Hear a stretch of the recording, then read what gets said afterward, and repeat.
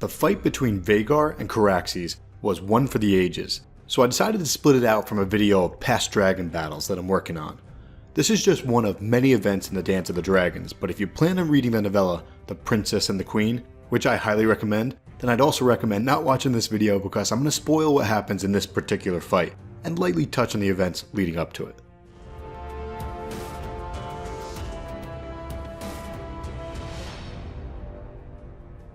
So on one side, we have Vhagar.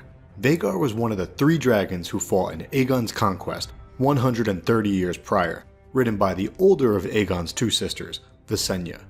During the conquest, Balerion was about 126 years old, Vhagar was about 52, and the other dragon, Meraxes, was probably somewhere in the middle, since Meraxes was bigger than Vhagar, but smaller than Balerion.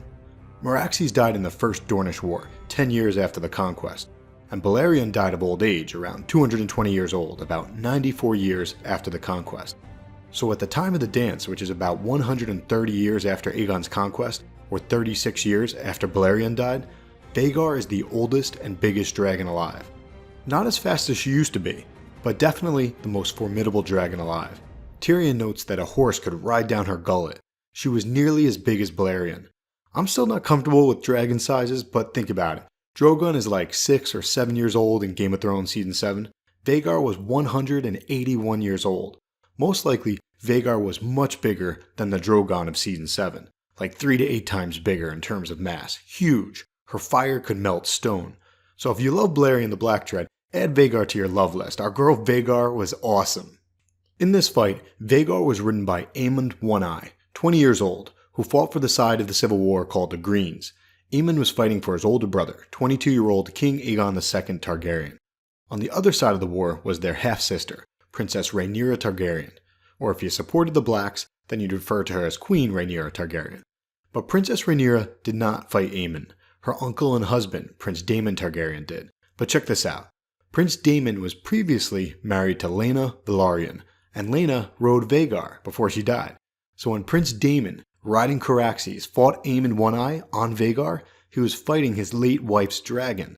This is a microcosm for the dance as a whole. It was a true civil war, not just for the nation, but for the family, and the dance left the world with very few Targaryens and very few dragons. Prince Daemon rode a dragon called Caraxes. We don't know how old Caraxes was, but he was red, huge, formidable, and experienced, having fought with Prince Daemon 15 years earlier in the War for the Stepstones.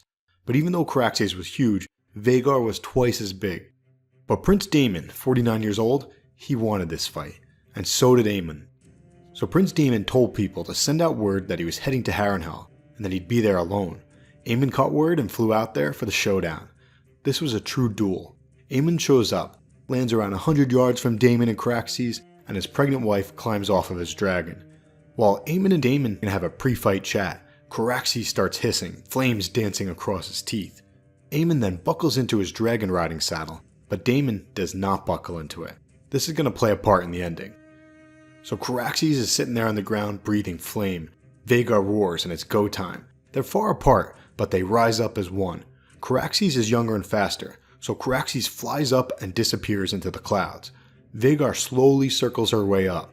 The hour was late, near sunset, above the God's Eye, which is the largest lake in the Seven Kingdoms. The lake which houses the legendary Isle of the Faces. The water below was but smooth. Everything's calm, but it's about to get crazy. Out of nowhere, Caraxes lets out a piercing shriek that was heard a dozen miles away and dive bombs Vhagar from the west, so that Vhagar was blinded by the setting sun. They roared and began to grapple mid-air, tearing at one another.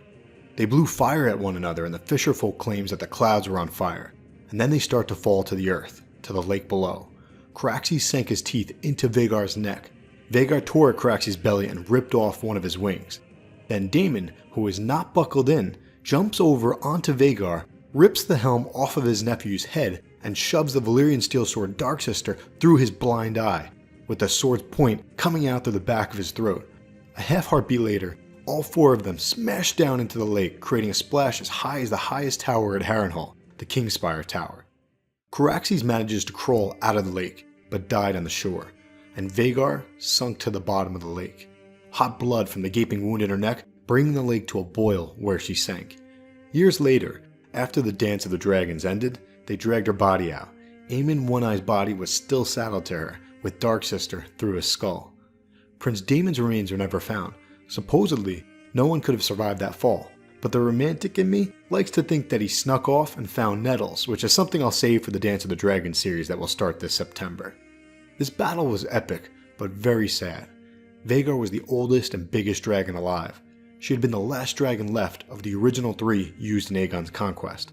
At the start of the dance, 130 years after Aegon's conquest, there are more Targaryens and more dragons than ever before. But at the end of the dance, there are very few dragons left of either kind.